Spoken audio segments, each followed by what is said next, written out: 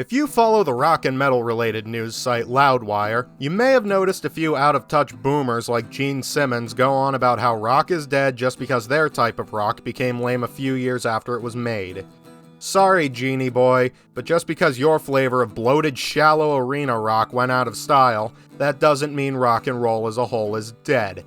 If anything, it just went back underground for the start of the 2010s, and now is on track to become just as popular as it was in the 90s and before. A sort of a rock and roll renaissance, if you will. Come with me on this journey, and I will explain how rock and roll never died and is on its way back to the top. Chapter 1. 2009 Rock and Roll's Hiroshima. Ask anybody who has any sort of interest in music, and they'll tell you that 2009 was one of the worst years in music. Yes, even worse than 1997, when Hanson collectively sodomized our eardrums with that godforsaken torture method of a song, Mbop. Let's take a look at some of the more popular rock tracks of 2009, shall we? Well, we did get some pretty good tracks that year, such as Muse's Uprising, Shinedown's If You Only Knew, and Cage the Elephant's Ain't No Rest for the Wicked. You know what dominated over them in the rock charts? Well, we got boring drivel like Kings of Leon's Use Somebody. I've been roaming around, always looking down at all I see. The lead singer, he sounds like he got castrated 5 minutes before recording it. Brain's Hey Soul Sister. Hey soul sister, ain't that Mister on the radio? Stereo. I'm not going over this one again. If you want to hear my thoughts on this musical abortion, watch my Mike's Musical Mysteries on Train. And I shit you not, Boom Boom Pow by the Black Eyed Peas was on the rock charts. Boom boom boom, gotta get that boom boom boom, gotta get that boom boom boom. The fucking Black Eyed Peas. It seems that everyone in 2009 was missing half of their brains, cause even Forrest Gump could see what the fuck is wrong with this picture. Anyway, a pop song by a hip-hop group topping the rock charts was a bad omen of what was to come. Shitty, lazy electronic pop dominated the music scene not too long after that, which leads us into Chapter 2, 2011 to 2015, The Dark Ages. I'm not gonna mince words here, these years were horrible for rock. Pretty much the only representative tracks to chart were damn near exclusively from the odd rise in indie music's popularity. And while this did lead to some good songs like Foster the People's Pumped Up Kicks and the Black Keys' Lonely Boy, we also got this shit. Yeah, around this point, Maroon 5 started selling out hard. While some of their songs were tolerable, they also put shit out that got worse and worse. Let me tell you, if there's two bands I can't fucking stand from this time period, it's Train and Maroon 5.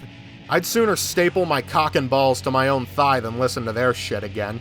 Skip ahead a year later to 2012, and we got this absolute fucking face melter of a track.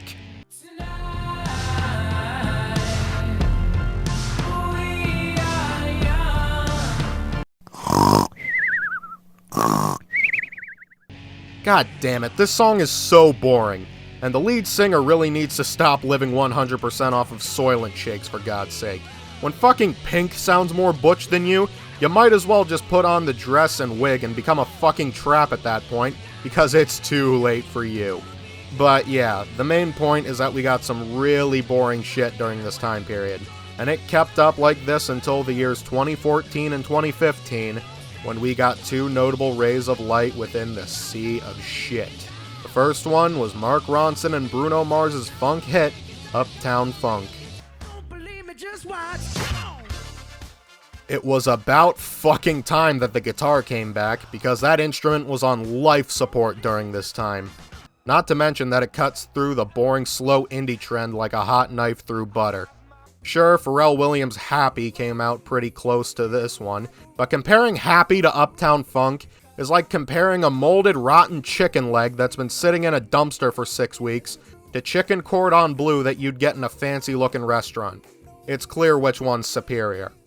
Anyway, fast forward a year later, and we get the second ray of light. Yeah, Disturbed's cover of the 1964 Simon and Garfunkel track, The Sound of Silence, was an absolute game changer. Now I know what you're thinking. But Mike, this song is an orchestral piece. Yeah, an orchestral piece made by a metal band, you fucking retard. The point here is that it got people talking. A metal band went so out of their own element to make one of the best cover songs of all time. And this was when rock and metal were pretty low in the public opinion. Because what was topping the charts at the time? Shit like Ed Sheeran's Thinking Out Loud, Maroon 5's Sugar, and Hosier's Take Me to Church. Actually, that last one's a fucking banger. I ain't even gonna pretend otherwise. The main point is this. If a metal band can shine this hard among the sea of pop and rap songs, maybe there's some merit to this whole rock and roll thing after all. That's what the industry at least was thinking. And in the years to follow, this would start to show more and more. Chapter 3, 2016 to 2018. A potential rise in interest? Don't get me wrong here. There was still some boring shit in 2016, such as pretty much everything 21 Pilots did that year. But we started getting the real shit again, and to our surprise, the radio stations were more inclined to give it a chance. For example, Sound of Silence again, because it was just as popular, if not even more so, in 2016 than 2015. Also, that year Metallica completely blindsided us with the release of Hardwired, a 3-minute thrashy metal track. And don't forget about one of the most popular groups to come out this year, motherfucking Ghost. I never thought I'd see the day that a band with a clear gimmick would ever see the spotlight again, but that's exactly what happened when they dropped tracks like From the Pinnacle to the Pit and Cerise. Yes, I know that these songs dropped in 2015. They were more popular in 2016, so suck my nuts. Skip ahead to 2017. The charts still look pretty poppy, don't they? Well, let's take a little closer look here, because this is when I really started noticing that the guitar was making its way back into relevance. Take Childish Gambino's R&B track Redbone, for instance. I learned this one on guitar thanks to Rocksmith, and it's pretty goddamn fun to play, I gotta say. Think that's just a fluke? Then let's look at Shawn Mendes's There's Nothing Holding Me Back, or Niall Horan's Slow Hands. And if you want to go back into the indie territory, there's Feel It Still by Portugal the Man.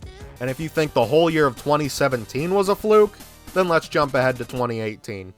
Camila Cabello's Havana, Juice WRLD's Lucid Dreams, and as much as I hate these fuckers, Imagine Dragons with Natural. All of these are pop songs with a backing track that consists of a guitar. The shitty minimalist beats and synth once overtook the guitar, and while it was down, it sure as shit wasn't out apparently. The fact that there were more and more pop acts using a guitar again was a sign of things to come. Chapter 4, 2019 to 2021, Rock's Revival. 2019 is when everyone else, namely the mainstream media, picked up on rock and roll's comeback. Why was this? Well, let's see.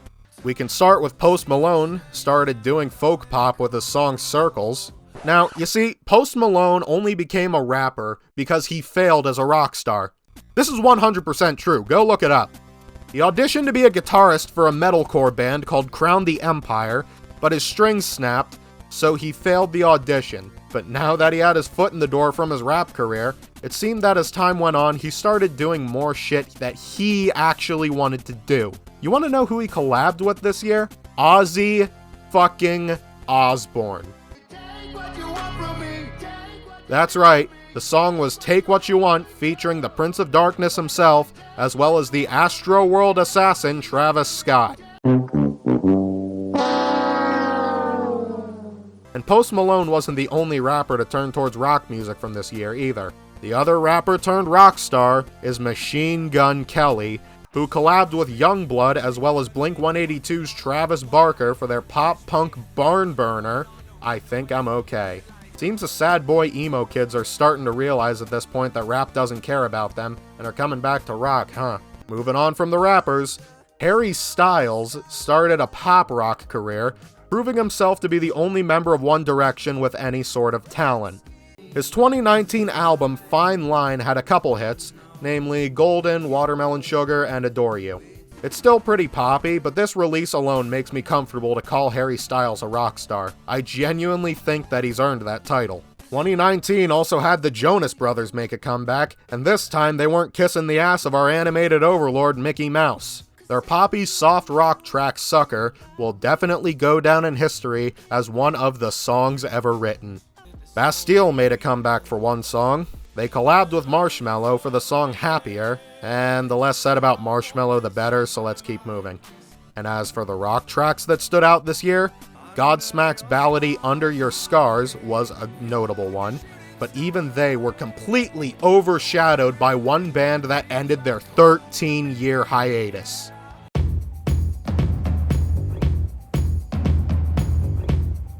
That's right, Tool's first album since 2006 dropped this year, titled Fear Inoculum.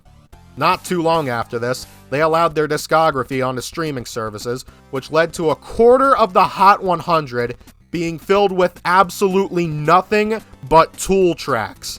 Hell, their latest album even beat Taylor Swift's numbers at one point, and ooh, were the Swifties pissed! You know, I really love to see it. I truly was nervous she wouldn't pass Lover just because I know the T-Swift fanbase is so big. Anyways, who the fuck is Tool? And can they move their fat ass? Like, genuinely no idea who that is. Am I the only one? Attention ladies and gentlemen, we have a Category 3 hose mad alarm. I repeat, Category 3 hose mad alarm. This is not a drill. It really didn't take much to send them into a conniption, did it? Skip ahead to 2020, the year of the quarantine, and a little app you may have heard of called TikTok became a force to be reckoned with in the music industry. They brought back an indie song from 2016 called Spirits by the Strumbellas. Yeah, this one's pretty nice. A big one from TikTok was Olivia Rodrigo's Good For You, which is totally not derivative of Paramore's Misery Business at all, you guys. Need another? Try Beggin' by Mainskin. Rinse and repeat with TikTok's influence, and we get to... Conclusion. The modern day and beyond. I'm not gonna lie here. The future of rock music is looking pretty bright as of late. Like it or not, people like Olivia Rodrigo, Machine Gun Kelly, and others to come are going to be important figures in the grand scheme of things. I'm not exactly the president of these fuckers' fan clubs either, but even I can't deny their influence. Now, I'm not saying you have to like them, but maybe cut them the tiniest bit of slack. Let's see what else they have in store here. Give them an actual chance to prove themselves. Or, you know, do what the dumb droolers in the Twitter threads of every Loudwire article does now, bitch and moan. Sorry, grandpas, but rock and roll doesn't belong to you anymore, and that doesn't mean it's dead. So instead of saying how much you hate that Loudwire covers stories about Machine Gun Kelly because he's not a rock star, maybe as an alternative you can try shutting the fuck up, because nobody cares. I'm a gun-sucking cannibal. I'm a filthy fucking animal. Life is a waterfall. We take from the river, then we turn around and put up a wall. I'm Mike Osiris, and I'm going back under. Rock on, y'all. Rock and roll McDonald's. Rock and roll McDonald's. McDonald's will make you fat. They serve Big Macs. They serve quarter pounders. They will put pounds on you. Rock and roll McDonald's.